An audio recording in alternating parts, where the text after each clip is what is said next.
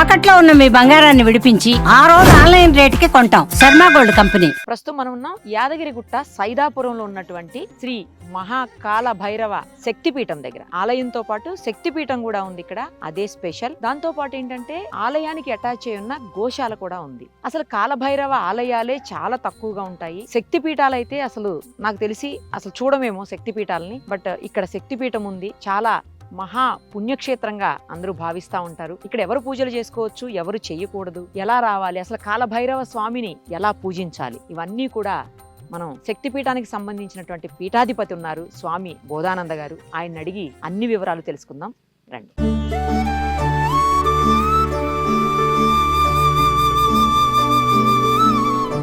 ప్రస్తుతం మనతో పాటు ఉన్నారు శ్రీ మహాకాల భైరవ శక్తిపీఠం పీఠాధిపతి అయినటువంటి శ్రీ బోధానంద స్వామి. ఆయన డాక్టర్ కూడా, అంటే డాక్టరేట్ ఉంది, తర్వాత ఆయుర్వేదంలో మెడిసిన్స్ కూడా ఇస్తారంట.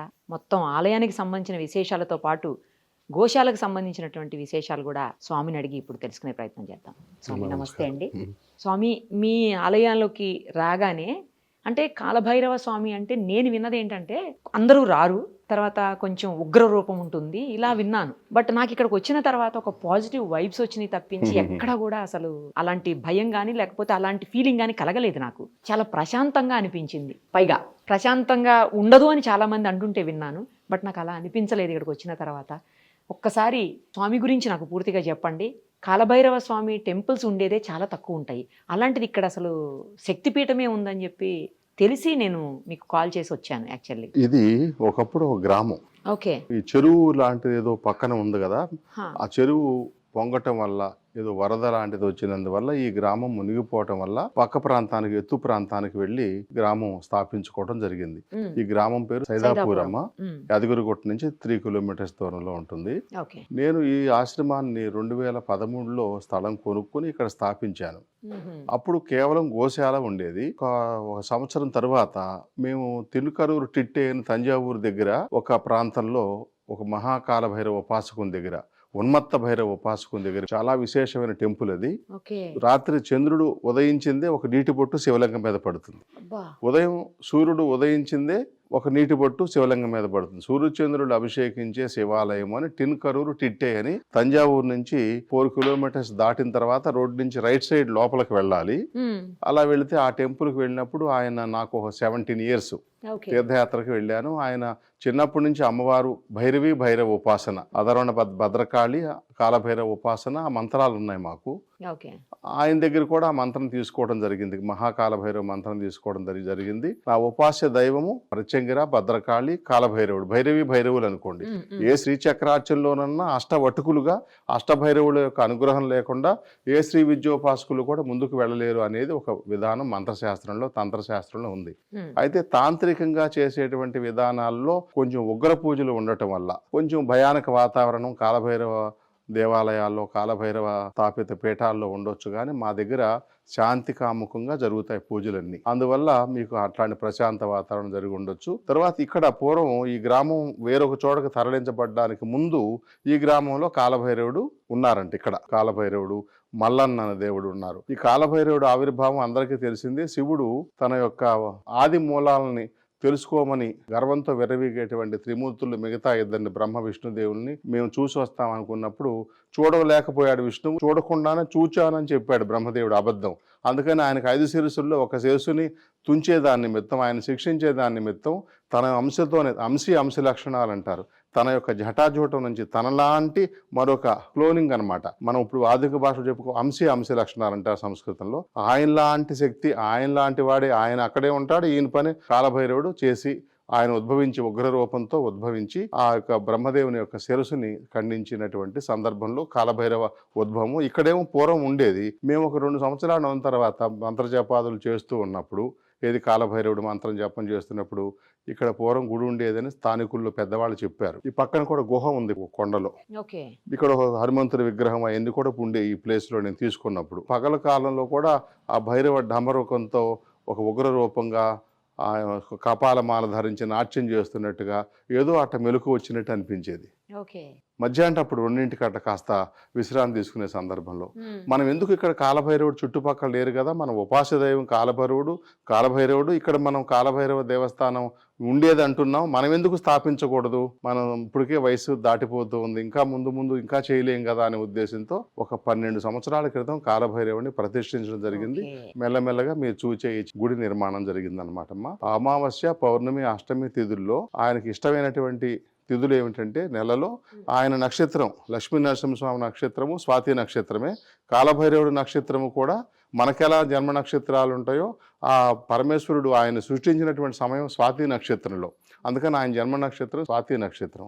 స్వాతి నక్షత్రం అప్పుడు పౌర్ణమి, అమావాస్య, అష్టమి తిథుల్లో, ముఖ్యంగా పౌర్ణమి తర్వాత అమావాస్యకి మధ్య వచ్చే అష్టమి, దాన్ని కాలాష్టమి అంటారు. మార్గశిర మాసంలో కాలాష్టమి ఆయన జన్మదినం. స్వాతి నక్షత్రంలో ఆయన ఉద్భవం అయింది, పరమేశ్వరుడు ఆయన సృష్టించారు. అంచేత స్వాతి నక్షత్రం, అష్టమి, పౌర్ణమి, అమావాస్య దినాల్లో ఇక్కడ విశేషంగా పూజలు. అయితే ఈ ప్రాంతంలో ఇంకా కాలభైరవుడు ఉన్నారు, స్థాపించబడింది అనేటువంటిది చాలా తక్కువ మందికే తెలుసు. ఇప్పుడు నాకు ఒక చిన్న డౌట్ అండి, భైరవ స్వామి దగ్గర ఎందుకు ఖడ్గము, తర్వాత చేతిలో అంటే ఒక్కొక్క దేవతకి ఆయనకు ఉండేటువంటి చతుర్భుజాలతో ఉన్నారు కదా, ఏ దేవుడని తెలియకుండా స్థపతులకి లేదా ఆగమ శాస్త్ర పండితులు ఒక విగ్రహాన్ని చూపెట్టామనుకోండి, ఆ విగ్రహం చూడగానే వారి చేతిలో ఉండే ఆయుధాలని, వాటి పానపాత్ర, ఈ పాస్యము, పానపాత్ర అంటే మన విశేష అర్ఘ్య ద్రవ్యం అంటారు, ఆ ద్రవ్యాన్ని వైన్ అంటారు ఇప్పుడు ఆధునికులు, దాన్ని ఆయన ఇష్టంగా స్వీకరిస్తారు. ఆయన శ్మశానవాసి, కపాలమాల ధరిస్తారు, నగ్నంగా ఉంటారు. అది హారతి. మన అమ్మవారి యొక్క చేతిలో కూడా ఒక పానపాత్ర ఉంటుంది, అగ్నితో జ్వలింపబడుతూ ఉంటుంది. మహిషాసుర మర్దిని, దుర్గాదేవి విగ్రహాలకి జ్వలించేటువంటి ఒక కపాలం లాంటిది ఉంటుంది అనమాట. అంటే అది విశేష అర్ఘ్య ద్రవ్యం. ఆ వైన్ అది కాల్చబడినప్పుడు వచ్చే జ్వాల వాళ్ళ చేతిలో ఉంటుంది అనమాట. మన కర్మ సంస్కారాలన్నీ కూడాను వాళ్ళు ఆ జ్వాలలో దహింపజేస్తూ ఉంటారు, వాళ్ళు ఆశ్రయించిన వాళ్ళ యొక్క కర్మదోషాలని. ఆ కత్తి అదంతా ఎందుకంటే త్రిశూలం ఆయన ఆయుధం, అది బలి ఖడ్గం అంటారు. బూడిద గుమ్మడికాయ అంటే ఆయనకి ఇష్టం. బూడిద గుమ్మడికాయల్లో దీపారాధన చేయటం, ఎండు కొబ్బరి చెప్పుల్లో దీపారాధన చేయటం, తర్వాత ఒక బూడిద గుమ్మడికాయని కత్తితో మోకాళ్ళ మీద ఉండి ఒక దెబ్బకి అది కట్టేయేటట్టుగా దాన్ని అటు ఇటు పెట్టి దాంట్లో దీపారాధన చేస్తారు. లేదా దాని మీద పసుపు కుంకుమ, అది బండారు అంటారు కదా, అలా పెట్టి ఆయనకి ఇష్టం అనమాట. అంటే పూజా విధానం కూడా డిఫరెంట్ గా ఉంటుంది, కొంచెం తాంత్రికంగా ఉంటుంది కాలభైరవ ఉపాసన అంటే. ఎందుకని ఉగ్రంతో ఉద్భవించి ఆ ఉగ్రంతో ఆ బ్రహ్మదేవుని యొక్క శిరస్సుని ఖండించినప్పుడు, ఉగ్రం ఉంటే కదా మనం వచ్చి ఒకరిని శిక్షించగలుగుతాము. ఆ ఉగ్రదేవత అనమాట, క్షుద్రదేవత కాదు, ఉగ్రదేవత. ఓకే, మీరు ఇందాక చెప్పారు కదా స్వామి, అంటే హారతి కూడా డిఫరెంట్ గా చేస్తారు. హారతి ఎలా ఇస్తారంటే కర్పూర హారతి ఇస్తారు, ఆవు నెయ్యి, అనేక రకాల ద్రవ్యాలతో, తైలాలతో చేసేటువంటి హారతి ఇవ్వకూడదని కాదు, ఇస్తారు. ఆయనకు ప్రీతిపాత్రమైంది ఆయన యొక్క కల్పం, అంటే ఒక పూజా విధానం, వినాయక వ్రత కల్పము, సత్యనారాయణ వ్రత కల్పము, అట్లా ఎలా ఉన్నాయో కాలభైరవ వ్రత కల్పంలో, కాలభైరవ పూజా విధానంలో ఆయనకు హారతి ఇచ్చేటప్పుడు ఎలా ఇవ్వాలి, ఆయనకు ఆ పానపాత్రలో నుంచి కొంచెం ఆ పానీయాన్ని దాంట్లో ఉంచి దాన్ని జ్వలింపజేసి దాన్ని హారతగా ఇస్తే ఆయనకు సంతోషం అని. పానపాత్ర అంటే ఇప్పుడు వైన్ తో చేస్తారు. అంటే ఇప్పుడు మత్తు పదార్థంగా రకరకాలుగా ఎడిక్ట్ చేసే దానికోసం తయారయ్యేటువంటి ఈ విస్కీ, బ్రాందీ ఇలాంటివి కాకుండా ఒక పళ్ళ రసాలతో తయారు చేయబడేటువంటి ఒక వైన్ అనమాట, ద్రాక్ష సారాయి అంటారు చూసారా, అలాంటి వాటితో మనం ఆయనకి చేతిలో కొంచెం పానపాత్రని పోసి దాన్ని ఒక మట్టి ప్రమిదలో వేసి మళ్ళీ దాన్ని జ్వలింపజేసి, అది కూడా అగ్గిపుల్లతో కాకుండా ఒక వెలిగించే ఒత్తి లాంటిది ఏదైనా తయారు చేసి సిద్ధంగా ఉంచుకుని దాంతో వెలిగించి దాంతో ఆయనకి హారతిస్తారు. వాయిద్యాలతో, డమరుకాది వాయిద్యాలతో ఇచ్చినప్పుడు ఆయనకి ఆనందం. ఓహో, అందుకే ఇందాక అంత పెద్ద సౌండ్ తోటి మీరు హారతి ఇచ్చారు. రైట్, అర్థమైంది. ఇప్పుడు ఏ ప్రాబ్లమ్స్ ఎక్కువగా ఉన్న వాళ్ళు స్వామివారి దర్శనం చేసుకుంటే సాల్వ్ అయిపోతాయి? మా అద్భుతమైన ప్రశ్నమ్మా. అసలు కాలభైరవుడు అంటేనే ఆయన ఉగ్ర రూపంలో కపాలమాల ధరించి, శ్మశాన భస్మాన్ని ధరించి, చితాభస్మాన్ని ధరించి ఉంటారు. కాబట్టి తంత్రమంత్ర యంత్ర ప్రయోగాలు బాధలతో బాధపడేవాళ్ళు కానీ, ఏదైనా క్షుద్ర ప్రయోగాలతో బాధపడేవాళ్ళు, భూతప్రేత పిశాచాలు ఆవేశించి, మనం హిందువులం కాబట్టి ఆ ధర్మాన్ని మనం నమ్ముతాం, నమ్మని వాళ్ళ గురించి మనం చెప్పుకోము. ఆ పీడితులైన వాళ్ళు కాలభైరవుడి దగ్గర నిద్రిస్తే చాలమ్మ. మా క్షేత్రంలో 3 పగళ్ళు 3 రాత్రులు ఎవరైనా ఉండి ఇక్కడ నిద్రిస్తే వారికి ఉండేటువంటి మానసిక హిస్టీరియా లాంటి వ్యాధులు, సైకిక్ ప్రాబ్లమ్స్ ఉంటాయి కదా, ఆ మానసిక వ్యాధులన్నింటినీ కూడా తీసేసే శక్తి కలిగి ఒక్కొక్క పోర్ట్ఫోలియో ఒక్కొక్క దైవానికి ఇవ్వబడింది మన మంత్రశాస్త్రంలో. ఈయన పోర్ట్ఫోలియో ఏంటి? గ్రహ పీడితులు, ఇది దుష్టగ్రహ పీడితులు, మానసిక వ్యాధిగ్రస్తులు, వీళ్ళందరికి కూడా ఇక్కడ మనకి వాళ్ళకి చాలా శాంతి దొరుకుతుంది. ఆ కాలభైరవ లాకెట్ అని మేము ఇస్తాం. ఒక నల్లదారానికి 7 ముళ్ళు వేసి కాలభైరవ హనుమంతుడు సింధూరమే స్వామికి ఇష్టం. ఆ సింధూరాన్ని ఆయనకు పోస్తాము. ఆ ముడులకు వేసి మెడలో వేసినట్టయితే, ఇక్కడ నిద్రించినట్టయితే 3 రోజులు ఉంటే, గోవుశాల కూడా ఉంది కదా, గోవు యొక్క తోకతో తుడుస్తాము. గోవు యొక్క పంచితాలు గోమయంతో ఒంటికి రుద్దిస్తాము. గోవు యొక్క వ్యర్థాలన్నిటితో కూడా వైద్యం చేస్తాము. శరీరానికి అలిది వాళ్ళ యొక్క మానసిక జబ్బులు పోయేదానికి ప్రధానంగా మనం చేసేది కొంత కృషి.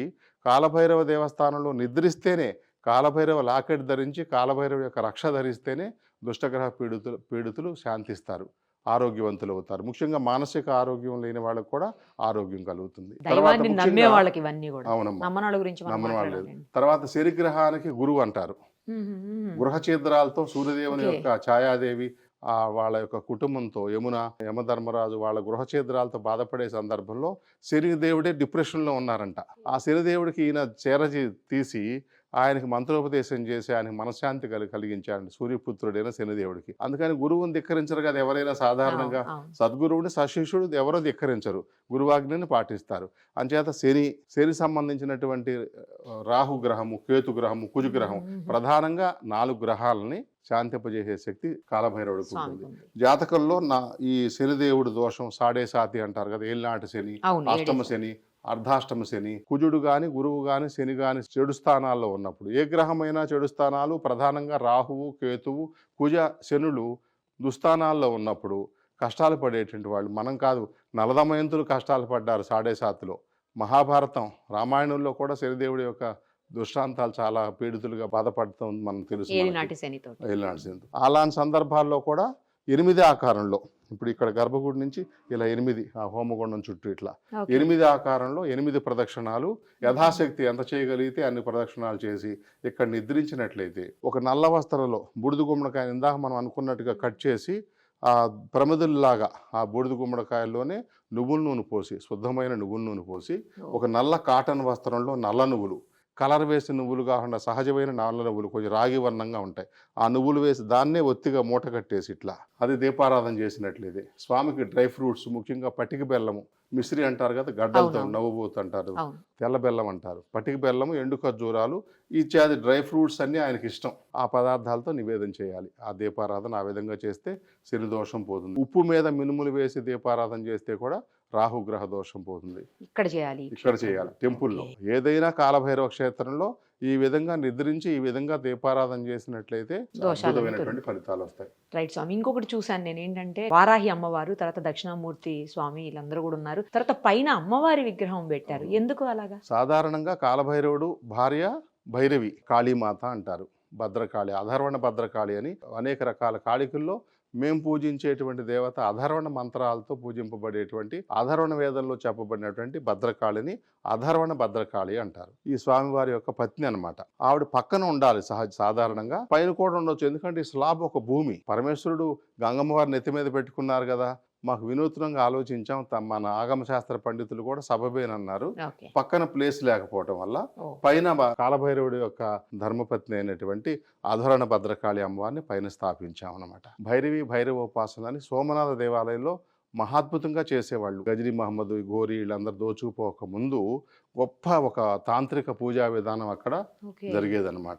భైరవి భైరవోపాసన అంటారు. మీరు ఆయుర్వేదంకి సంబంధించినటువంటి ట్రీట్మెంట్ కూడా ఇస్తారని, తర్వాత జ్యోతిష్యం కూడా చెప్తారని విన్నాను స్వామి, నిజమేనా? నేను చిన్నప్పటి నుంచి విజయవాడ పరిసరాల్లో మేము పూర్వాశ్రయంలో చల్లా సిద్ధాంత గారని 4 స్తంభాల సెంటర్ దగ్గర నేర్చుకున్నాం. ఎంతో మంది గురువులు, ఒకళ్ళు కాదు, తెలుగు యూనివర్సిటీలో కూడా చదువుకున్నాను 2 years. తర్వాత జ్యోతిష్యంలో చాలా వరకు కృషి చేశాం. ఇంకొక వ్యాపకం లేదు నాకు, చిన్నప్పటి నుంచి ఏదో చదువు, ఆధ్యాత్మిక జీవన విధానమే కాబట్టి అనేక మంది గురువుల్ని సేవించి వారి అనుభవాలను పొంది జ్యోతిష్యం కూడా చూస్తాం. ఎందుకంటే వీరికి ఆ జాతక చక్రం చూసినప్పుడే వాళ్ళ యొక్క ప్రవర్తన, వాళ్ళ మానసిక స్థితి, వాళ్ళ ఆర్థిక ఏం చేస్తే వాళ్ళు సరి అవుతారు అనబడేది ఆ చార్ట్లో మనకు తెలుస్తుంది అనమాట. ఆరోగ్యం అన్ని మెడికల్ ఆస్ట్రాలజీ కూడా చదువుకున్నాను ప్రత్యేకంగా. మెడికల్ ఆస్ట్రాలజీ అంటే ఒక వ్యాధి ఒక వ్యక్తికి ఉన్నప్పుడు ఆ వ్యక్తికి జాతకం చూసినప్పుడు ఆ షష్టాష్టమి వేయాల్సి వచ్చినప్పుడు ఏ మూలిక ప్రయోగిస్తే, మందులు చాలా ఉంటాయి. ఇప్పుడు ఫైల్స్ ఉంది, దానికి 10 రకాల మందులు ఉన్నాయి. ఏది ఇతనికి వేస్తే మంచిది అనబడేది ప్రత్యేకంగా గుర్తించాలి. ఆ డౌజింగ్ చేసి ఎట్లా అయితే ఆధునికులు కనిపెడతా ఉన్నారు, ఈ మెడిసిన్ పనికి వస్తుందా పనికిరాదా, ఈ స్టోన్ పనికి వస్తుందా పనికిరాదా అని, అలా అనమాట. అట్లా మనం జ్యోతిష్యం చెబుతాం. మెడికల్ ఆస్ట్రాలజీ కాబట్టి గోవుల యొక్క వ్యర్థాలతో చేసేటువంటి గో పంచగవ్య వైద్యం చేస్తాము. వనమూలికలతో చేసేటువంటి, నేను చిన్నప్పుడు ఈ విద్య నేర్చుకోవడం కోసం శ్రీశైలం అడవుల్లో కొంతకాలం ఉండి, కొంతమంది గొప్ప గొప్ప సిద్ధుల దగ్గర ఉండి, వారు బంగారం వెండి తయారు చేసేటువంటి ప్రక్రియలు విఫలమైనప్పుడు ఆ వేసిన పదార్థాల యొక్క గుణాన్ని బట్టి ఆ భస్మం ఎందుకు పనిచేస్తుంది అనేది వాళ్ళు దాన్ని ప్రయోగించి చూసేవారు అనమాట. ఆ మందులన్నీ నా మనసులో ఉండి వాటిని తయారు చేసి మోకాళ్ళ నొప్పులకి, ఇప్పుడు గుళేబాకావళి అని జ్యూస్ ఉంటుంది, ఒక చెట్టు, మన చెరుకు చెట్టు లాగా ఉండి తెల్ల పువ్వులు ఉంటాయి. అమరకంటక ప్రాంతంలో అది పండుతుంది, అన్ని చోట్ల పండదు. దాన్ని మనం ప్రయోగించామనుకోండి, కంటిలో, ఇది ఎన్టీ రామారావు గారి సినిమా గుళేబాకావళి కథ అని సినిమా ఉంది చూచారా, దాంట్లో విఠలాచార్య గారు చూపెట్టినట్టుగా స్వర్ణ పుష్పం కాదు కానీ ఒక తెల్ల పుష్పం, దాని రసాయనాన్ని మనం అర్కంలాగా తయారు చేసి, ఇది గోమూత్ర అర్కం ఎట్లా తయారు చేస్తామో అది కంటిలో వేస్తే కంటికి ఏ రకమైన సమస్యలు ఉన్నా పోతాయి, ఏ సమస్య రాదు వేసుకుంటే, రాకముందు వేసుకుంటే. ఇప్పుడు ఆధునికులందరూ, సైంటిస్టులు అందరూ కూడా గోవు యొక్క గొప్పతనాన్ని గుర్తించారు. A2 పాలు అని, ఇది నెంబర్ 1 అనమాట. 2 అంటే 2వ తరగతి అని కాదు. ఆ పాలు తీసుకోవడం, ఆ పాల నుంచి వచ్చేటువంటి వెన్న తీసుకుంటే మంచిది. అట్లాంటి ముక్కుల్లో వేసుకుంటే ఈ కాలర్ బోన్ పైన ఉండేటువంటి వ్యాధులన్నీ కూడా పంచ జ్ఞానేంద్రియాలు ఇక్కడే ఉంటాయి. కన్ను, ముక్కు, చెవి, స్కిన్, నాలుక, ఈ బ్రెయిన్ అన్నిట్లో, స్పాండిలైటిస్ కానివ్వండి, సైనసైటిస్, మైగ్రెయిన్ సమస్యతో బాధపడే వాళ్ళకి ఎంతోమందికి నేను స్వచ్ఛమైన సేంద్రియ ఆర్గానిక్ బెల్లం, జాంగ్రీ, దాంట్లో స్వచ్ఛమైనటువంటి ఘీ అంటే అర్థం స్వదేశీ ఆవులు, మోపురం ఉన్నటువంటి ఆవు పాలు, చక్కగా పాలు తోడుపెట్టి చిలికినటువంటి, ఆ పెరుగుని చిలికినటువంటి, ఒక మేగడ తీసి చిలకటం కాదు, పాల మీద మేగడ చిలకటం కాదు, పెరుగుతో పాటుగా ఉన్న మేగడని బాగా చిలికినప్పుడు వచ్చిన వెన్నపూసన కాచిన నెయ్యిని, ఎంతో మంది బుద్ధిమాన్యం పిల్లలకు మేము ఆ విధంగా తయారు చేసినటువంటి వెన్నని మేము ప్రయోగించి, అందుకే కృష్ణుడు చూచారా వెన్న తినేవాడు, అందరికి వెన్న పెట్టేవారు. చిన్నపిల్లల యొక్క మానసిక వృద్ధికి, ఆరోగ్యానికి, మానసిక ఆరోగ్యానికి అది అద్భుతమైనటువంటి వెన్న. గోవు యొక్క మూత్రం కూడా గో పంచితం అంటాం కదా, అది కూడా రకరకాల జబ్బులకి మీరు అన్ని రకాలు, ఏ రకమైనటువంటి వాటికైనా సరే. ఎంతో మంది తీవ్రమైన క్రానిక్ డిసీజెస్, వైద్య శాస్త్రం దీనికి మందు లేదనుకునేటువంటి వ్యాధులు కూడా గొప్ప వైద్యం గోవు. మానసిక దుష్టగ్రహ పీడితులకేమో మా కాలభైరవుడు, మా గోశాలేమో ఇట్లాంటి వైద్య విధానాలకి. ఒక్కసారి గోశాలను చూద్దాం. తప్పకుండా అమ్మా, తీసుకువెళ్ళండి.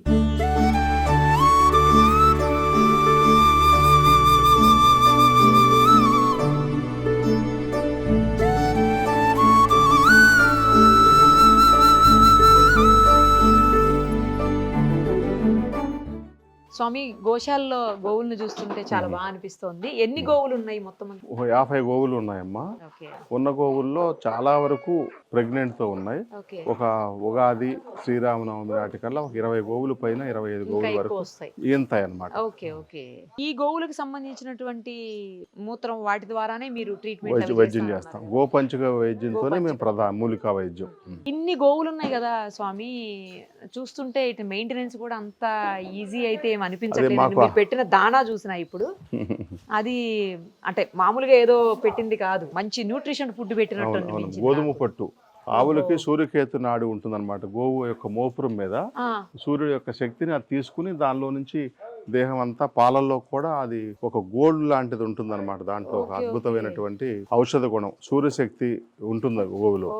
ఆ గోవుకి మిగతా ధాన్యం పెట్టే కంటే గోధుమల యొక్క మన తవుడు ఎట్లా ఉంటుంది, వడ్ల నుంచి వచ్చేటువంటి తవుడు, అది పైన పొట్టు తీసేస్తే B12 అంతా దాంట్లో ఉంటుంది. మనం ముతక బియ్యం తినాలంటాం కదా, ఈ గోధుమలో నుంచి వచ్చే పొట్టులో కూడా అంత సారం ఉంటుంది. మామూలుగా గోధుమ పిండిలో ఉండే బలం కంటే గోధుమ పొట్టులో బలం ఎక్కువ ఉంటుంది, B12 విసర్జించినట్టు.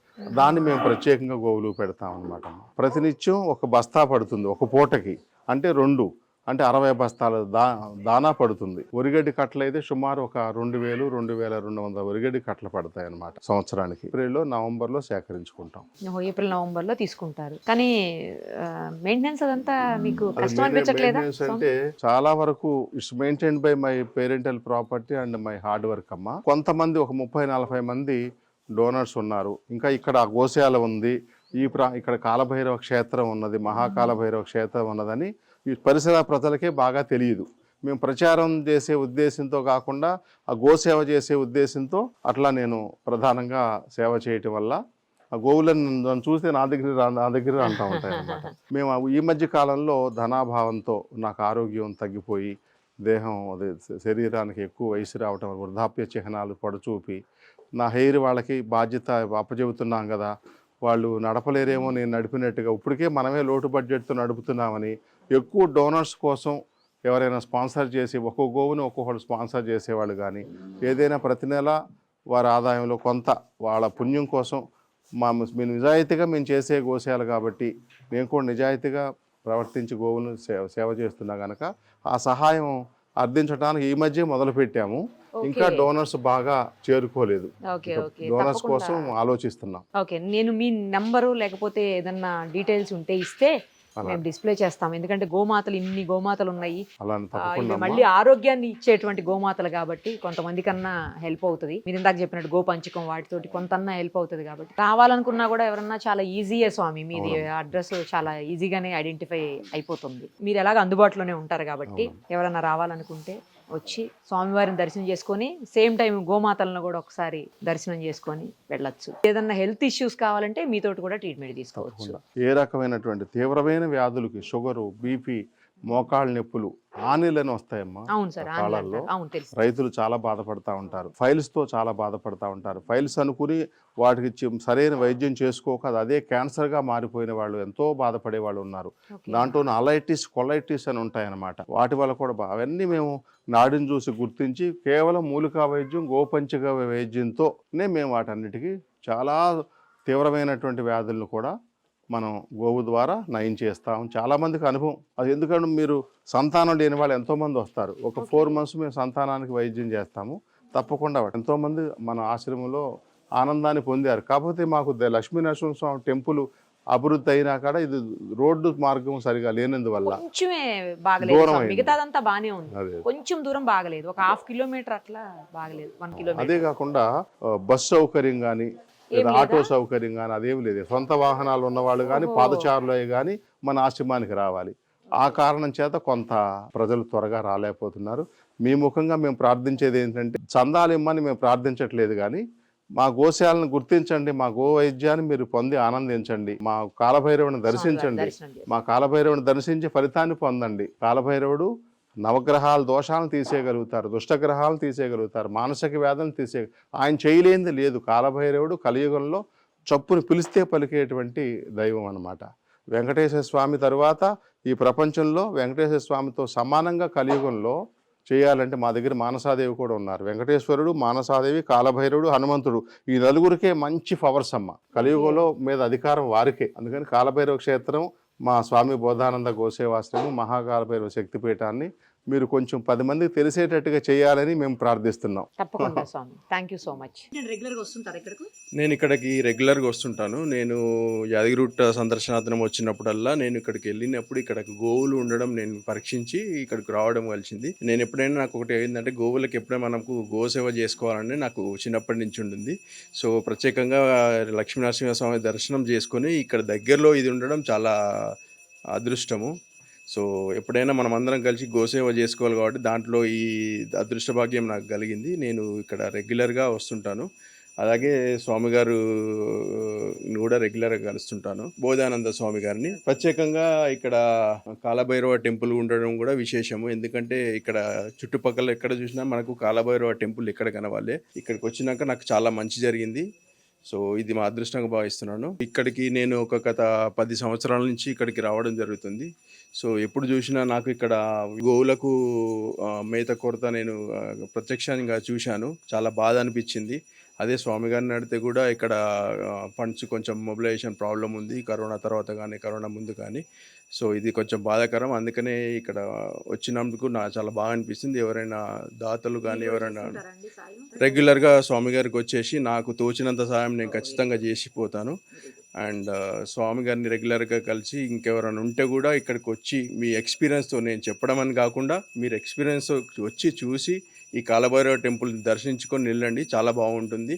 అది మాత్రం మాకు గోసేవ చేసుకునే భాగ్యం కూడా కదులుతుంది. సో ఎవరైనా దాతలు ఉంటే కూడా వచ్చి విజిట్ చేసి మీ చేతనైన సహాయం చేస్తే బాగుంటుందని నా అభ్యర్థన.